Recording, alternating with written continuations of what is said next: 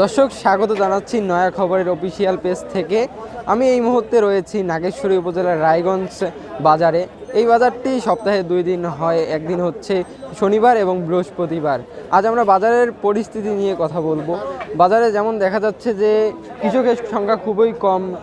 সকালে কৃষকরা কিন্তু তাদের যে জমির সবজি ছিল সেই সবজিগুলো তুলে ব্যবসায়ীদের কাছে বিক্রি করেন এবং ব্যবসায়ীরা কিন্তু এখন বিক্রি করছে। যেমন ফুলকপির কেজি বর্তমান 10 টাকা কেজি দরে বিক্রি করছেন, বাঁধাকপি পিস প্রতি 5 টাকা, এবং আমি যদি আরও বলি যে ধনেপাতা হচ্ছে 5 টাকা করে, এবং সিম বিক্রি হচ্ছে 30 টাকা। তো প্রিয় দর্শক, এই মুহূর্তে আমরা একজন ব্যবসায়ীর সাথে কথা বলবো। ভাই, আপনার এই দামগুলো কেমন? যেমন হচ্ছে মরিচের দাম কত করে বিক্রি করছেন? মরিচ 40 টাকা কেজি। গাজর কত কেজি? গাজর 30 টাকা কেজি। টমেটো? টমাটো 30। ধনেপাতা কত করে বিক্রি করছেন? ধনে পাতা হবেন যে তোমার 10 টাকা পোয়া। মূলা? মূলে 5 টাকা সের। আপনারা এই সবজিগুলো কখন ক্রয় করছেন, বা আপনারা কি ক্ষেত থেকে তুলে আনছেন এই সবজিগুলো? না, এই 10টার সময় করেই করছে হাটের মধ্যে। আচ্ছা, কৃষকের আগ্রহ কেমন যে সবজি চাষে? বর্তমানে আগ্রহ কম, খায় না। তো দর্শক, আমরা যেটি জানছিলাম যে কৃষকের আগ্রহ কিন্তু খুবই কম। তো আমরা এখন আরেকজন ব্যবসায়ীর সাথে কথা বলবো। চাচা, আপনি আলু কত করে বিক্রি করছেন? 20 টাকা কেজি। 20 টাকা কেজি। আপনার যে বিক্রেতা, আপনি হচ্ছেন বিক্রেতা, ক্রেতাদের আগ্রহ কেমন আপনার এই আলুতে? বেশি আছে মেলা। আপনি এই আলুগুলো কখন ক্রয় করছেন? আজকে কিনছি, এখানে বাজারে কিনছি। তাতে আপনার লাভ কেমন হচ্ছে? না, বোধহয় 4.5 টাকা 3 টাকা।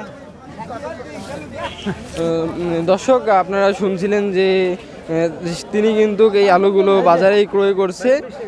তার লাভ খুবই কম হচ্ছে। এবং আমরা যদি একজন ক্রেতার সাথে কথা বলতে যাই যে দাদা, আপনি এখানে বাজার করতে যাচ্ছেন, আপনি কি কি কিনবেন বা কি কি কিনলেন? কি খরচ থাকে? আপনি বাজার পরিস্থিতি কেমন দেখছেন? আন্দাবাদি কিনবো, তারপরে হাট নেবো। বাজারের দাম কেমন দেখছেন? মোটামুটি ভালোই আছে। আন্দাবাদির দাম একটু সস্তা, একটু সস্তা আছে দাম। তাতে কি আপনাদের কিনতে কোনো বাধার সম্মুখীন হতে হচ্ছে কিনা, যে আপনারা যেই টাকায়? হ্যাঁ, বাজার একটু কম আছে। আন্দাবাদির বাজার কমে আছে। দর্শক, আপনারা শুনছিলেন যে বাজারের দাম কিন্তু অনেকটাই কম। কিন্তু আমরা যেটুকু কৃষকের সাথে কথা বলে যেটা জানতে পেরেছি যে বাজারের দাম, যে সবজির দাম কম হওয়ায় কৃষকরা বিপাকে পড়েছেন। তো এই মুহূর্তে আরেকজন ক্রেতার সাথে কথা বলবো। তো আমাদের সাথে আপনি কখন আসছেন বাজারে, বা বাজারের পরিস্থিতি কেমন দেখছেন? যে বাজারের পরিস্থিতি দেখছি যে মোটামুটি সব জিনিসের দামই মোটামুটি কম আছে, কিন্তু এই ব্যাপারটা এরকম যে জিনিসপত্রের দাম যেভাবে পড়ে গিয়েছে, উৎপাদনের সময় কৃষকরা কিন্তু আপনার যেভাবে বীজ কিনেছে, সার কিনেছে, জমিতে হাল চাষের ব্যাপার থাকে, উৎপাদনের যে খরচটা সেটা কিন্তু এই দামে বিক্রি করলে, এনারা এখন খুচরা বিক্রি করছে ফুলকপি 10 টাকা কেজি, পাইকারি আরও কম দামে কিনেছে, তার মানে কৃষক আরও কম টাকা পেয়েছে, সেখান থেকে খাজনা দিতে হয়েছে। তো বিষয়টা যদি এরকম হয়, উৎপাদন খরচ যদি না ওঠে কৃষকের, পরের বছর কিন্তু কৃষক এটা পুনরায় যে আবার আবাদ করা এটাতে আগ্রহী হবে না। যখনই পরের বছর আমার এই পরিমাণ উৎপাদন হবে না, তখন কিন্তু জিনিসপত্রের দাম চাহিদার কারণেই আবার স্বয়ংক্রিয়ভাবেই বৃদ্ধি পাবে।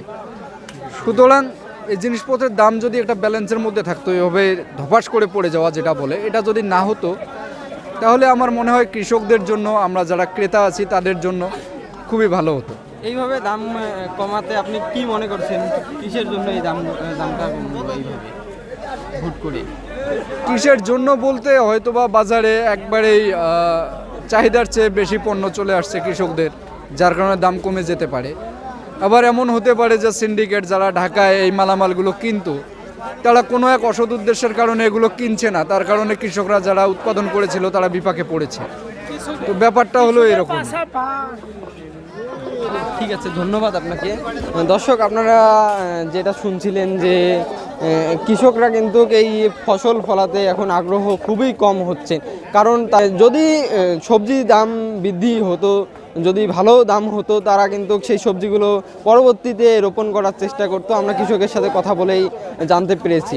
তো আমি আপনাদের সাথে এতক্ষণ ছিলাম আতিকুর রহমান, নয়া খবর, রায়গঞ্জ, নাগেশ্বরী, কুড়িগ্রাম। ধন্যবাদ।